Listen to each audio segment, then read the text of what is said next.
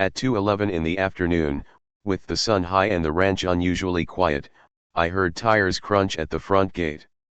Not a delivery truck. Not a neighbor. A patrol vehicle. Behind it, a woman stepped out with the kind of confidence people carry when they believe a single phone call puts them in charge. She pointed toward me without hesitation, already explaining how I needed to be removed immediately. What she didn't know was that her call had just started a chain of events that would expose a truth she never imagined. I had been repairing a section of fencing when the officers approached. Dust on my hands, paperwork folded in my back pocket, nothing about me looked important enough to challenge her certainty. She spoke quickly, loudly, and with practiced authority. She claimed the ranch was under dispute, that I was refusing to cooperate, and that the land was needed for something already approved. She didn't mention her name. She didn't mention evidence. She didn't need to, in her mind. She had already decided how this would end. I stayed quiet. Years of experience had taught me that moments like this aren't won with words. They're won with patience. The officers asked routine questions. She interrupted often. Each interruption revealed more confidence than substance. I watched their expressions shift subtly as details failed to line up. Neighbors slowed along the road, sensing tension. The woman noticed and straightened her posture, as if witnesses strengthened her claim. She repeated that one call was all it should take. That authority had been summoned. That I was standing in the way of something bigger than myself. The officers finally asked for identification. I handed it over calmly. One of them glanced down, then looked up again, eyebrows tightening just slightly. The woman missed it entirely, still explaining why urgency mattered more than procedure. She didn't realize urgency without accuracy only accelerates mistakes. A radio crackled softly. The officer stepped aside. The ranch felt suddenly still, as if even the wind was waiting. I could sense the shift before it became visible. This wasn't going the way she expected. She turned toward me, frustration edging into her voice, and asked why I wasn't saying anything. I told her the truth. Because the facts would speak for themselves. That answer irritated her more than resistance ever could. When the officer returned, his tone was different. Professional, careful, deliberate. He asked me one final confirming question, one that would change the direction of everything that followed. The woman's confidence faltered for the first time as she realized this call was no longer under her control. What happened next wouldn't be loud. It wouldn't be dramatic. But it would be irreversible. And once the truth was spoken out loud, there would be no way for her to pretend she hadn't summoned it herself. The officer cleared his throat and asked me to confirm my full name and address. I answered without hesitation. The woman scoffed softly, as if this were a formality delaying the inevitable. She folded her arms and told the officers they were wasting time, that approvals had already been handled, that someone important had promised results. None of that mattered. The law doesn't move on promises. It moves on records. The second officer checked the tablet in his hand, scrolling slowly, carefully. I recognized that look. It was the look people get when confidence starts colliding with verification. He glanced at his partner, then back at the screen, then at me. The woman followed his gaze, her certainty cracking just enough to let doubt in. She asked what the problem was. Why was this taking so long? Her tone sharpened, irritation replacing authority. The officer responded calmly, explaining that land disputes require confirmation, not assumptions. She waved him off, insisting her call should have been enough. That word again. Enough. As if volume could replace evidence. A radio call went out. Not urgent. Not panicked. Just procedural. That alone shifted the energy. Emergency responses are fast and loud. Verification is slow and quiet. The woman didn't like quiet. She filled it with more explanations, more reasons, more pressure. Each sentence dug the hole deeper. I leaned against the fence and waited. The ranch stretched behind me, unchanged, patient. Ownership isn't nervous. It doesn't rush. It doesn't argue. It simply exists. That reality was beginning to assert itself. One of the officers asked her directly if she had documentation supporting her claim. She hesitated, then said it was being handled elsewhere. Another pause. Another crack. She tried a different approach, explaining what the land would be used for, who needed it, and why urgency mattered. The officer nodded politely, then repeated the question. Documentation. That's when frustration turned into anger. She accused them of siding with me. Of dragging their feet. Of ignoring her call. The irony was thick enough to taste. She had summoned authority, and now resented it for not obeying her. The officer finally turned to me again and asked a simple question. Sir, do you want us to proceed formally? The woman froze. That question wasn't directed at her. For the first time since arriving, she wasn't the center of the decision. I said yes, calmly. Everything by the book. No shortcuts. No raised voices. Just process. The officer nodded and stepped away to make another call. This one was longer. More deliberate. The woman's confidence drained visibly as minutes passed. She looked around, realizing the audience she had relied on was now watching a different story unfold. She had expected removal. She had expected compliance. What she was getting instead was exposure. And she could feel it. Whatever truth she hadn't expected was closing in fast, carried not by accusation, but by confirmation. And once it arrived, nothing she said next would matter. The officer returned after several minutes, his posture noticeably different. He wasn't tense or aggressive. He was precise. He asked me to step closer, then repeated my name out loud, slowly, as if ensuring there was no misunderstanding. The woman tilted her head, annoyance giving way to suspicion.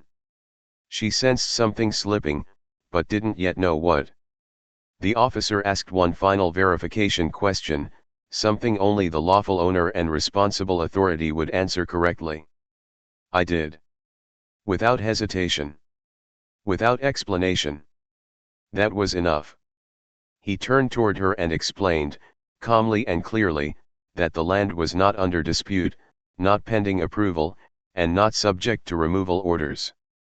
More than that, he explained that the call she had made was based on false assumptions, and that misusing emergency services to force a civil outcome was a serious matter. Her face changed in stages. First disbelief. Then confusion. Then a sharp, defensive laugh.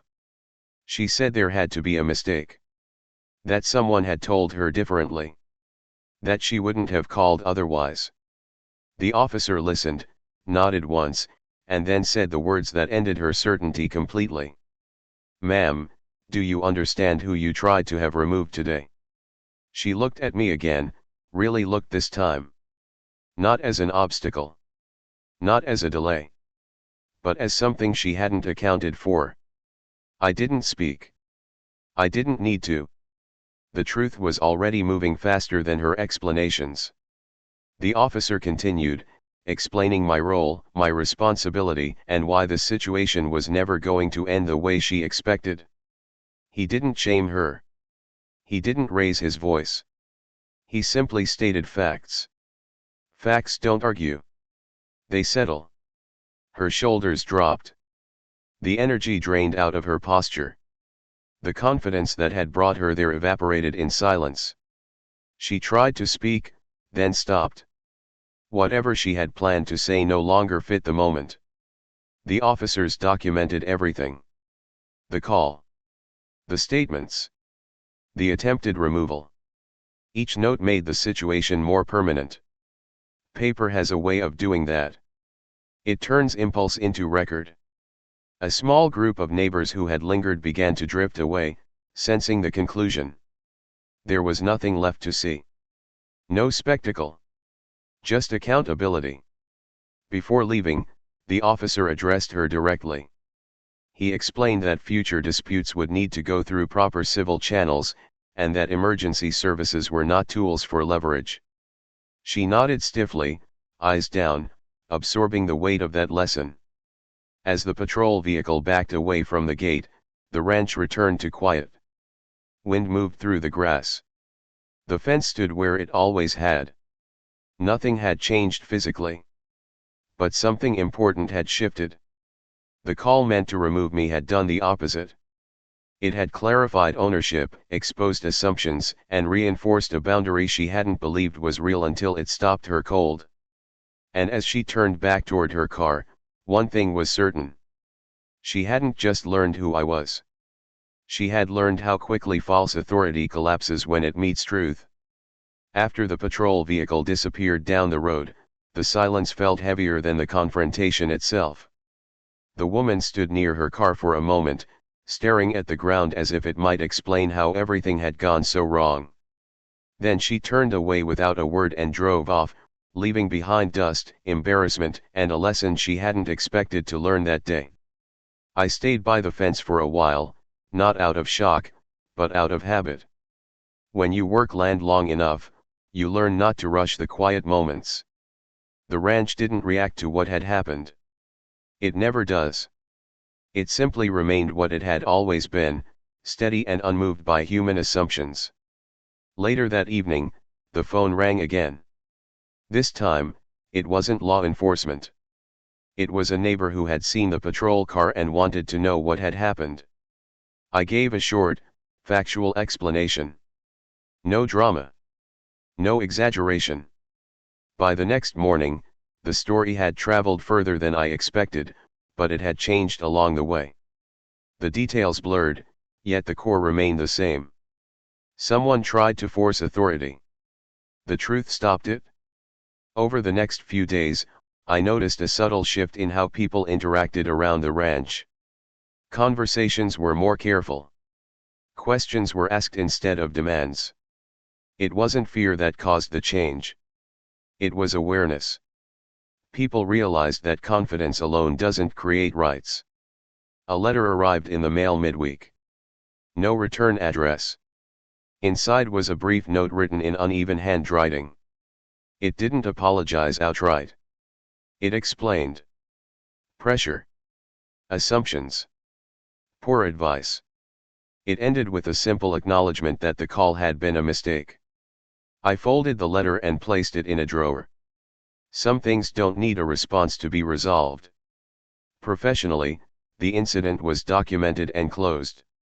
There were no charges, no fines, no further action. The record existed, and that was enough. Accountability doesn't always require punishment. Sometimes it just requires clarity. Standing on the porch one evening, I looked out over the land as the sun dipped low. The fence line glowed softly, the grass moving gently in the wind.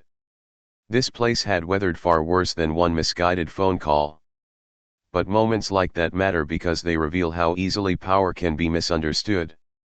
What stayed with me wasn't her reaction at the end. It was her certainty at the beginning. She truly believed the call would end the discussion. That belief is common, reinforced by stories where loudness wins. But real authority doesn't work that way. It never has. That day reminded me why restraint matters.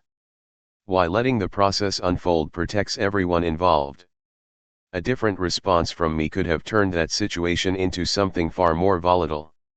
Calm didn't weaken my position. It strengthened it. This chapter of the story felt complete, yet it left behind a larger question. How many conflicts escalate simply because someone assumes the law belongs to whoever reaches for it first? The answer to that question would shape everything that followed. That question stayed with me longer than I expected. How many situations spiral out of control simply because someone believes authority is something you can claim by acting first? The ranch incident was over, but its meaning kept unfolding in quieter ways across the days that followed. I began noticing changes in small interactions. A contractor double-checked permission before entering land. A neighbor asked instead of assuming access. Even casual conversations carried a different tone, more careful, more grounded in facts. The shift wasn't dramatic, but it was real. Awareness had replaced entitlement, and that alone prevented conflicts before they started. One afternoon, while repairing a gate hinge, I thought about how easily that day could have gone wrong. A raised voice. A defensive move. A refusal to cooperate. Any of those could have changed the narrative. The truth might still have surfaced, but not without unnecessary tension. Restraint had created space for facts to do their work. Later that week, I attended a small community gathering. Nothing formal. Just people talking about shared concerns.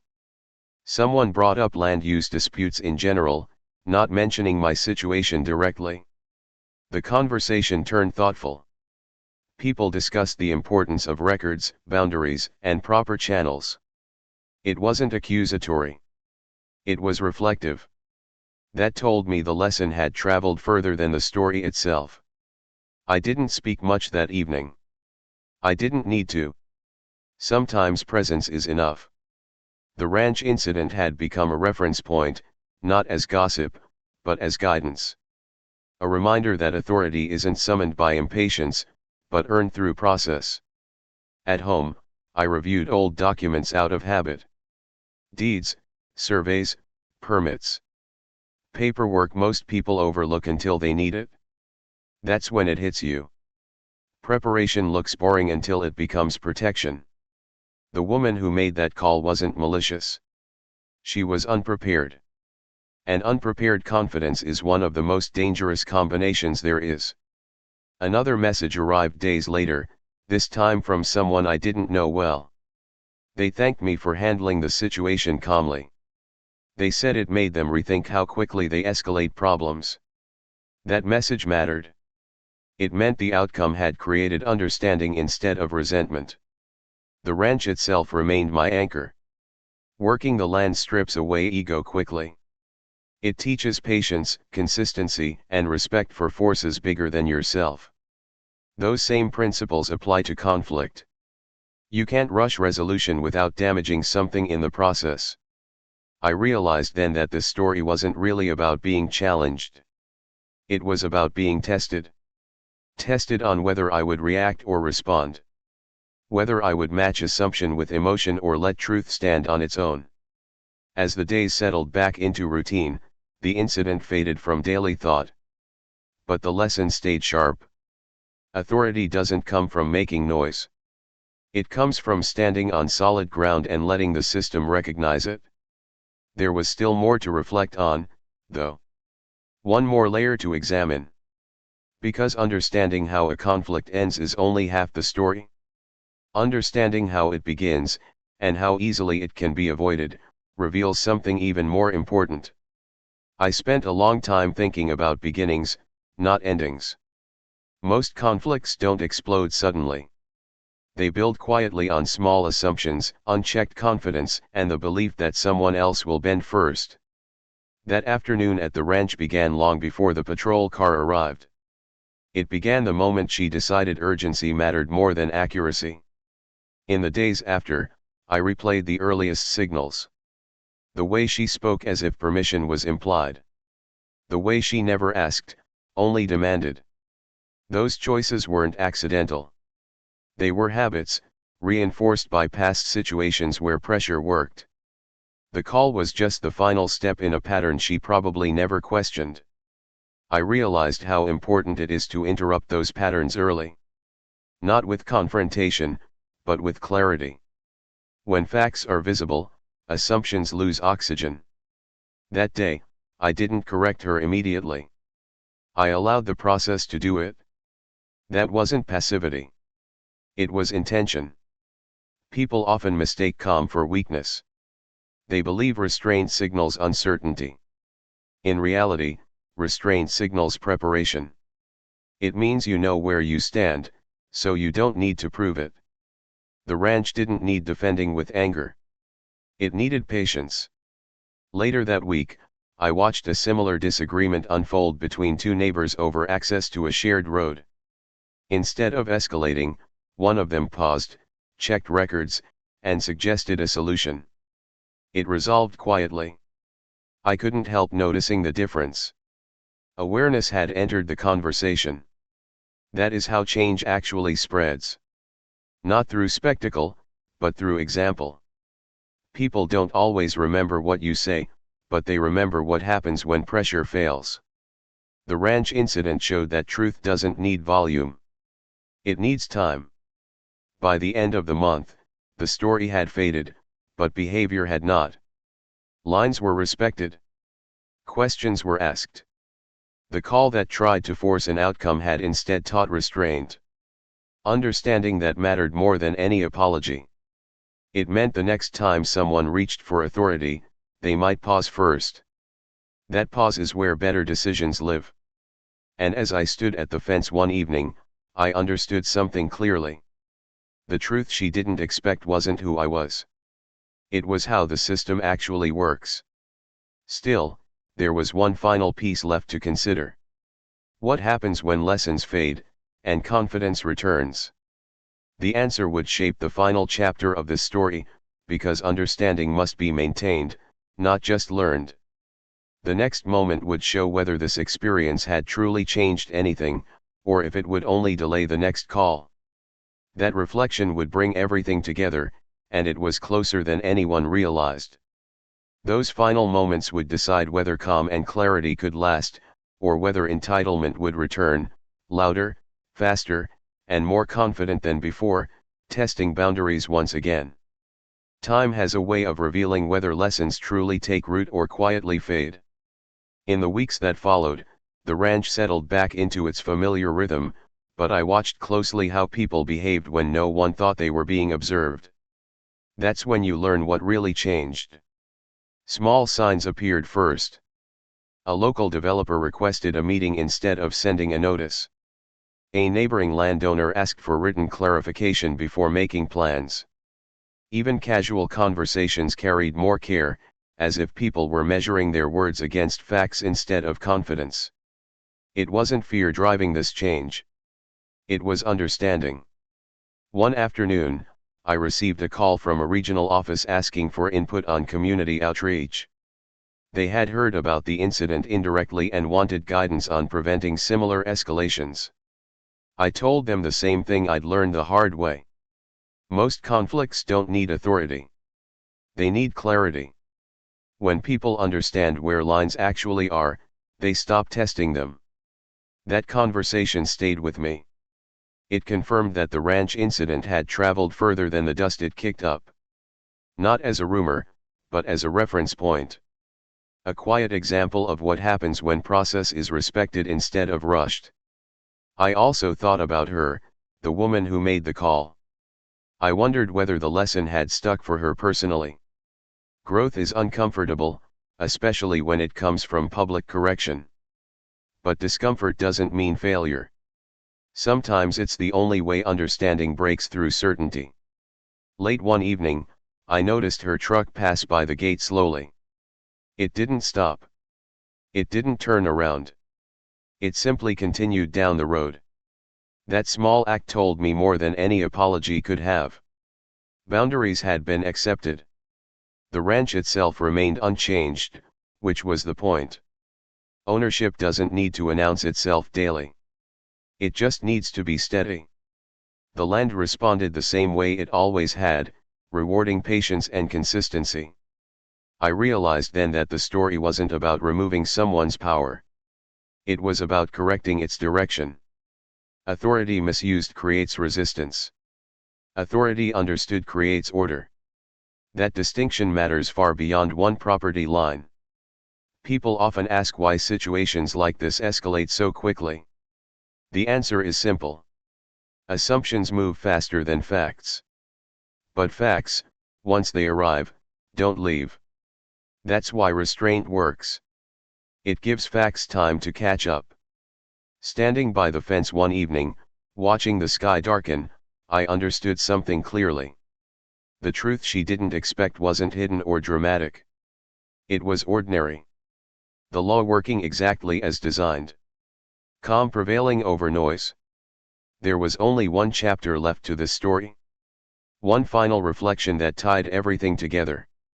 Because every moment of corrected authority leaves behind a responsibility. To remember. To repeat the lesson when needed. And to stay calm when confidence, once again, tries to outrun truth. The responsibility that followed the incident felt heavier than the moment itself. Corrected authority doesn't just end a conflict. It creates an obligation to preserve what was learned. I became more aware of how easily people slip back into old habits when time dulls the memory of consequence. Calm has to be practiced, not assumed. I noticed it during small disagreements that surfaced weeks later. Someone would start a sentence with confidence, ready to push, then stop halfway through. That pause mattered. It showed the lesson was still present, even if unspoken. The ranch had become a quiet reference point, a reminder that rushing power rarely works.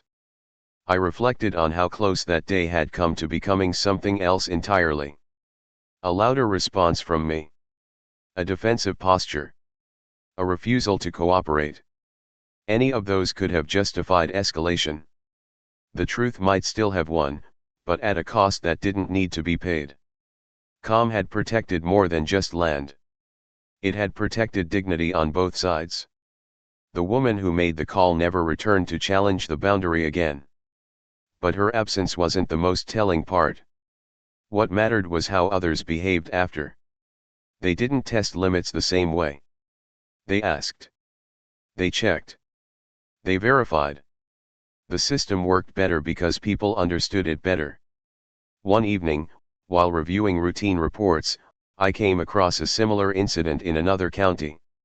A call placed out of frustration. A misunderstanding turned confrontation. That one ended differently. Raised voices.